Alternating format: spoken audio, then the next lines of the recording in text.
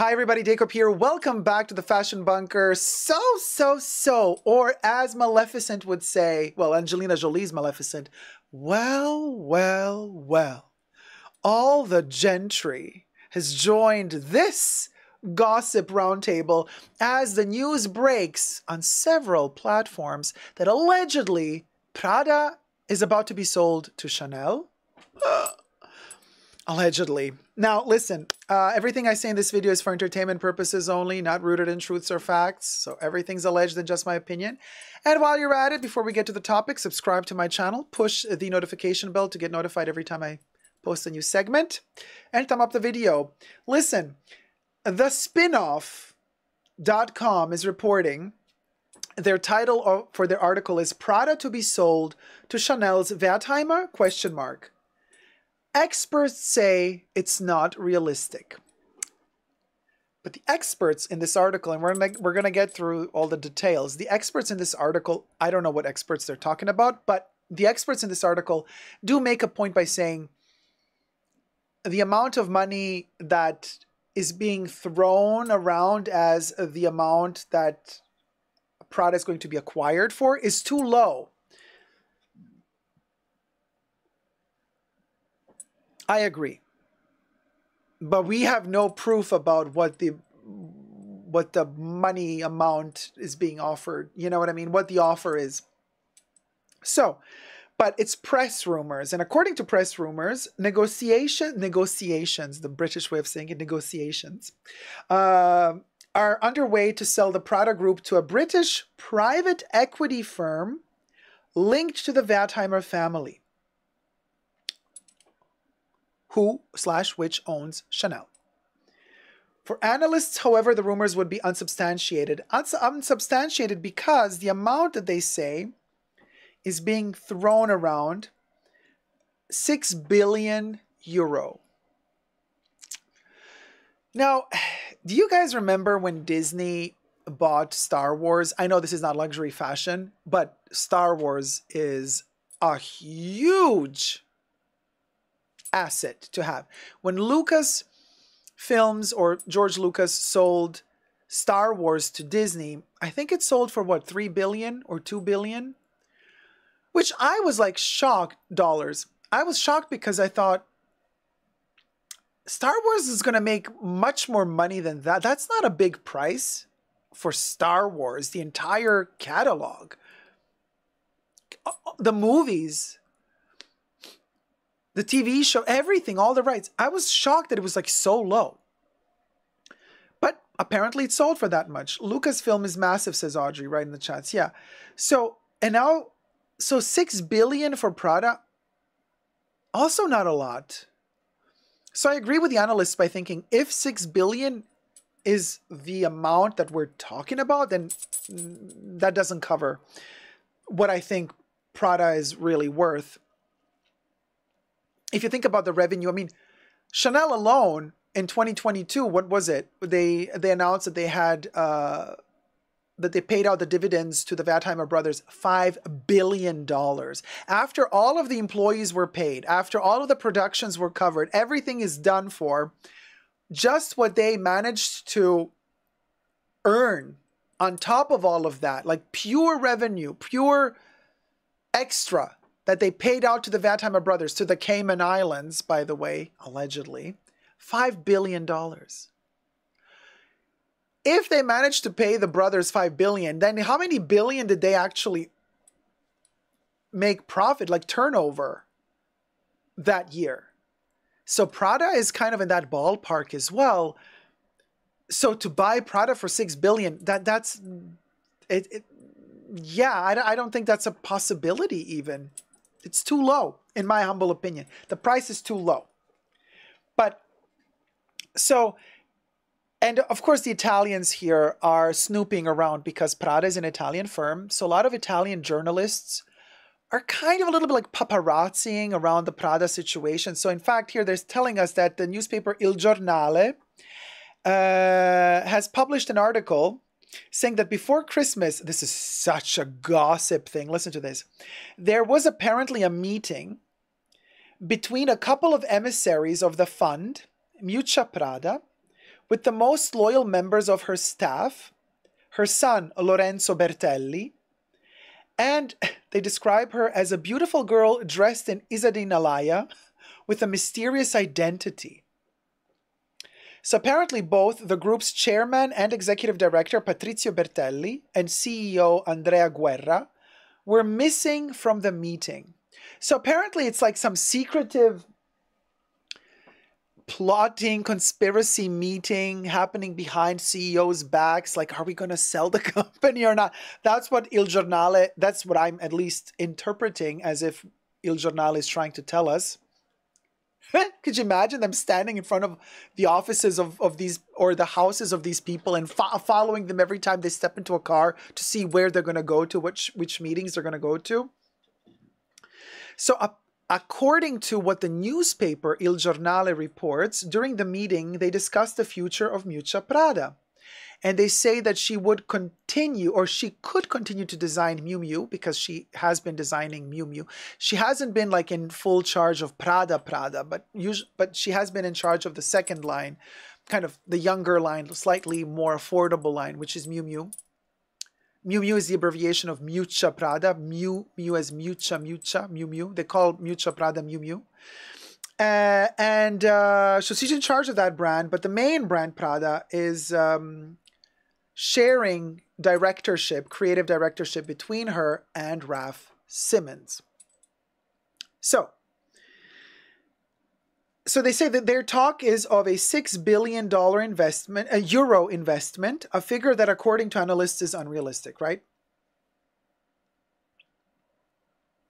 And then they say, look, the Hong Kong Stock Exchange, just on the Hong Kong Stock Exchange, they say Prada capitalizes more than twice as much, almost 13 billion euro at the current exchange rate. And then they take into account the closing price that they literally had a couple of days ago. The session ended at 9 a.m. European time of 43.45 Hong Kong dollars, up by 5.21% from the previous session. So their numbers are high and their numbers are growing. So everybody believes that 6 billion is not enough to buy out the company. But here comes another Italian newspaper, Il Sole 24 Ore, which is another Italian newspaper. They are quoting Equita analysts, and they're saying, no, the 6 billion euro might be a correct sum. But listen to this. Here's the plot twist. But they say the 6 billion are not, according to them, to buy out Prada, but instead the 6 billion could refer to a minority stake in the family holding company, which controls 80% of the capital.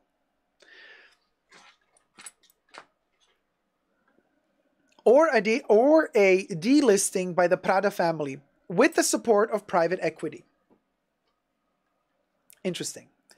SIM, a division of Borsa Italiana experts, also recall that the family has always seemed disinclined to sell equity stakes. And then they say, moreover, the hypothesis of Miuccia Prada completely leaving the creative leadership of her brand is considered implausible.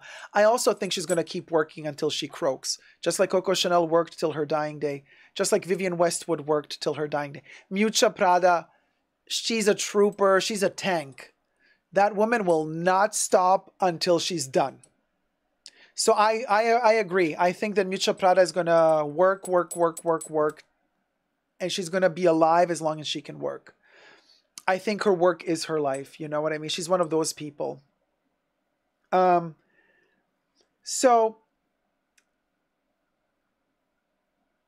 interesting that Prada has been listed, they say here, since June 2011 in Hong Kong, where 20% of the capital has been placed, and several times in the past there has been talk, not of a package sale, but of listing on the Milan Stock Exchange as well, like a dual listing. Among the hypotheses circulated a year ago about that of placing 20 to 25% of the capital. So what is going on here is they're saying could be that Chanel wants to buy a part of the company or invest in the capital of the company. And this would be, for me, more plausible because that's what Chanel has been doing with a lot of other brands as well, you guys, throughout the years. You know, when they do their Métier d'Art collections, and they showcase all of the ateliers that they have purchased or that they have invested in, and they showcase what they know how to do, you know, from the embroidery to feather making, button making, metal making, bronze making, tweed making, you know, from the Les Âges, Les Maris, Goussons, all of that stuff, all of those brands. In some cases, they have outright bought them out because those brands were, according to Chanel, dying out. So they bought them to preserve them. Debatable. But with other brands, they invest in them. Now, Prada could be a very interesting source for Chanel because of all of the connections. Chanel already has connections in Italy when it comes to manufacturing leather and also prêt-à-porter, so accessories and clothing, or apparel. But Prada is a giant in Italy. So for Chanel to access Prada from the back door, if you may, no pun intended, would facilitate them as well. I just don't personally see why Prada would need this. I don't think Prada is in any major economical difficulties. You know what I mean? I don't think this would benefit Prada in any way. Like, how would this merger of sorts, investment of sorts, sharing stocks of sorts, how would that benefit Prada if Chanel owned part of their stakes?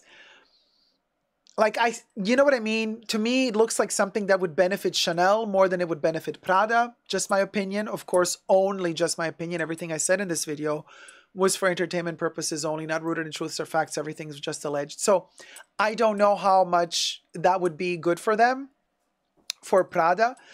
I see how it could be good for Chanel. So at the end of the day, I don't think Prada would go for this. So I personally think, like, I agree with the experts, you know, in this case, although I'm no expert when it comes to financial investment funds and stuff like that. I'm no expert whatsoever. But just reading between the lines here, I have a feeling like it ain't going to happen. You guys remember a couple of years ago when Chanel invested in Farfetch? Look what happened there. You know, Farfetch almost ended bankrupt. So Prada's analysts, if Chanel is offering you some sort of investment, like, I would look into what happened in the past and judge from that before I make any rash decisions. Just saying. IYKYK. You know, IYKYK. JJ says in the chats, Prada Group net revenues were up 12% to 3.34 billion euros last year. So, but it is always interesting when these rumors spark. That's the question we should be asking ourselves. Why would such a rumor even begin? That so many news articles are reporting about this. You know, I feel there's, in some way, shape, or form, some form of truth there because, you know, rumors like these, they stem from something. Maybe it's something totally different. Maybe the truth is something completely different. And then it morphed from mouth to mouth into something gigantically wrong. Possibility. Happens all the time. But I personally believe this is worth looking more into, especially considering that stuff is brewing at Chanel. We've seen the departure just this year and last year of many Chanel heads of CEOs. There's been a lot of change happening at Chanel, and it's kind of strange. Some of these managers, heads of blah, blah, blah departments have been working for Chanel for decades.